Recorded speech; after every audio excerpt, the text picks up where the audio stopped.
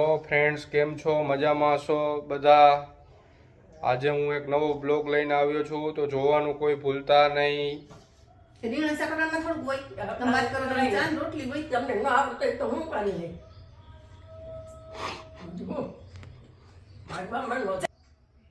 બસ તમારે શેનો નાસ્તો કરવો છે? રીંગણાનો.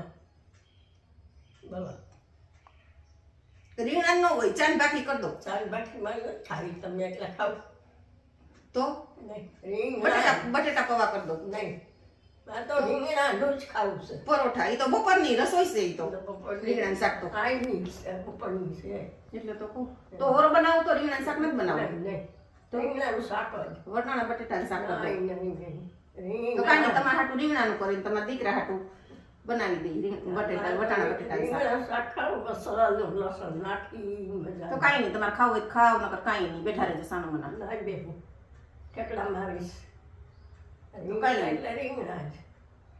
રીંગણાનું શાક નથી દેવું ખાવા તો ખાવું મારે વટાણા બટેટાનું શાક બનાવવું હું આઈથે બનાવી લઈ જવા ઉપડો તમે ચાલો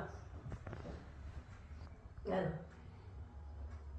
વાલો રીંગણાનું શાક આવી છે નહીં હાલે તો તમારે ખાવું હોય હું ઓલું શાક નહીં હાલે ને ઓલું શાક નહીં હાલે ને કયું નાખ્યો હા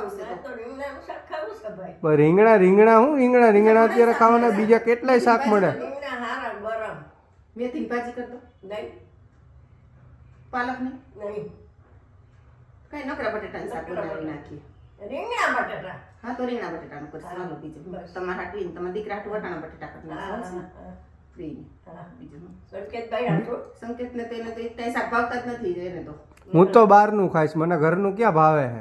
એટલે બહારનું નથી ખાવું, હું તને બનાવી દઈ બટેટા. મારે બટેટા ડુંગળી નથી ખાવા, મારે બહારનું જ ખાવું છે.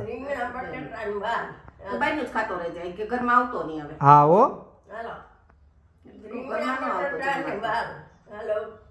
તમારે તો હમણાં રીંગણા ખાવા હતા ને તો પાછા કેમ રીંગણા બટેટાનું વાલ ને બધું કેવા માંડ્યા.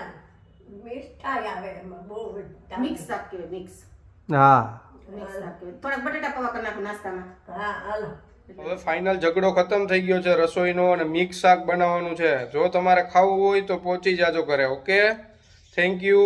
મારી ચેનલને લાઈક કરો, શેર કરો અને સબસ્ક્રાઈબ કરો.